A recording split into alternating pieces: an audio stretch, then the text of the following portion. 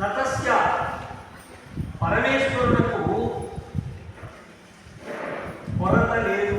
పరమేశ్వరుడు పూర్ణుడు. అటువంటి పూర్ణమైనటువంటి పదార్థం ఇంకొకటి ప్రపంచమున లేదు. దానికి హద్దులు లేవు. Infinite, all pervading and control the all from within. Ishwar is the సచ్చిదానంద స్వరూప్ ఫార్మ్లెస్. చూడండి, అనంతమైన పదార్థం. ఆకాశమే తన గర్భంలో ఉంది. ఆకాశమే అనంతం అంటే పోలిక. ఖం బ్రహ్మాండం. ఖం అంటే ఆకాశం. ఆకాశము అనే వ్యాపకుడు. మా గుర్తుపెట్టుకోవాలి. ఆ పరమేశ్వరుడు పూర్ణుడు, కొరత లేనివాడు. ఆ పరమేశ్వరుడికి నైవేద్యం ఉంటుంది. ఎవరు సృష్టించారు? ఈ శరీరాలు తల్లిదండ్రులు రాసిచ్చినది మనకు. తల్లిదండ్రుల మూలమున పరమేశ్వరుడు ప్రకృతి. పరమేశ్వరుడి చేత ఇవ్వబడినటువంటి దివ్యమైనటువంటి రథాలు, దివ్యమైనటువంటి పరికరాలు, దీనికి అద్భుతమైనటువంటి సింధు పరమేశ్వరుడు మనస్సిచ్చాడు. అది ఎవరు కలుపుకోలేదు, ఎవరు ఫ్రాడ్ చేయలేదు. అది ఎక్కడుందో దాన్ని రీఛార్జ్ చేయాల్సిన పని లేదు. నువ్వు చేసుకుంటే పర్వాలేదు. దాన్ని రీఛార్జ్ చేయండి. ఆప్తవాక్యములను శ్రవణము చేయుట, ఉత్తమమైనటువంటి సత్యాన్ని ఉపదేశించేటువంటి వారే ఆప్తులు. వారు ఏ ప్రలోభాలకు నోరు కాదు. అటువంటి వారి మాటలే వినాలి. ఏ సందేహం వచ్చినా వారికే వినిపించుకోవాలి. కాబట్టి పరమేశ్వరుడు ఏ కొరతయు లేనివాడు. ఇవన్నీ కూడా పరమేశ్వరుడు ఇచ్చాడు అనుకోండి, వాడిచ్చాడు, వీడిచ్చాడు అనుకోండి, వ్యవహారానికి మనం వాడుకుంటా ఉంది. ఇది నా శరీరము. కొందరు ఏమంటారంటే పెద్ద పెద్ద విద్వాంసులు కూడా నాలో ఆత్మ ఉంది. అది పొరపాటు. నాలో అన్నీ ఉన్నాయి. నాలో నువ్వెవడు, ఇవన్నీ ఉంది. ఈ శరీరం వేరు, నువ్వు వేరు. చాలా చాలా మంది చెప్తుంటే సమాజంలో ప్రతి ప్రభుత్వానికి విషయం. ఈ శరీరంలో ఉండేది నేను, ఆత్మ అనేది నీవు. అది జీవాత్మ.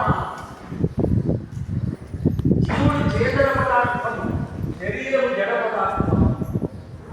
ఈ శరీరానికి నువ్వు ఏ విధంగా కావాలంటే ఆ విధంగా నువ్వు దీన్ని క్రియలో ఉపయోగించుకుంటావు. ఇది జడ పదార్థం.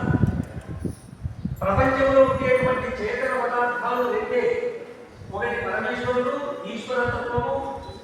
రెండవది జీవతత్వం. ప్రతి శరీరంలోనూ, ప్రతి పువ్వులోను, ప్రతి ప్రాణిలోను, ప్రతి వృక్షము, గరిక, గట్టి, ప్రతి దాంట్లో ఒక జీవుడు ఉన్నాడు. దీంట్లో ఒకటి, దీంట్లో ఒకటి, దాంట్లో ఒకటి. అందరూ ఒకటి కాదు.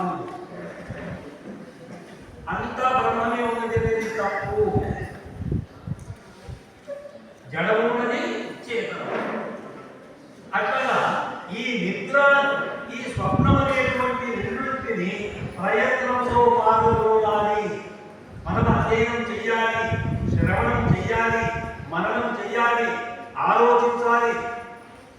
ఆలోచించి ఈ అజ్ఞానం ఏదైతే పోగొట్టుకుంటారో వాడు ఆనంద స్వరూపుడు అవుతాడు.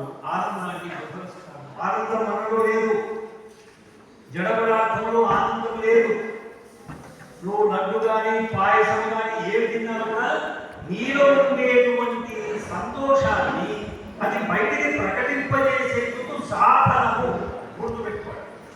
ఒక స్త్రీ కానీ, అట్లాగే మన కోరికలు తీర్చేటువంటి పదార్థాలన్నీ కానీ మనం అవిద్యతో ఉన్నాము కాబట్టి, అజ్ఞానంతో ఉన్నాము కాబట్టి, మన స్వరూపమే మనకు తెలియదు కాబట్టి ఇవన్నీ కూడా మనకు మనలో ఉండేటువంటి సుఖాన్ని ప్రకటింపజేసేందుకు ఉపయోగపడతాయి. అవి నిజంగా సుఖాన్ని ఇచ్చే మీరు ఒక 8 గంటలు తింటుందాం, మీకు సుఖం ఉంటుందేమో. చాలా దుఃఖం కలుగుతుంది, బాధ అవుతుంది.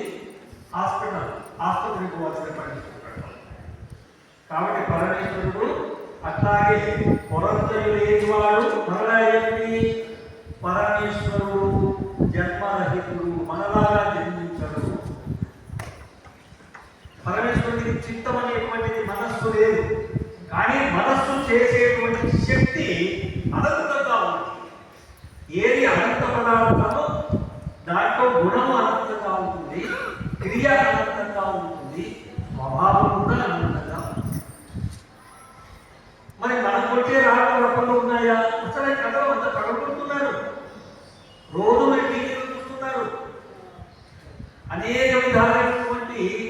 సంఘాలన్నీ మొత్తుకుంటున్నారు, గోల పెడుతున్నారు, అయ్యో మా పక్కన కొడుతున్నారు. మళ్ళీ బలవుతున్నట్ట.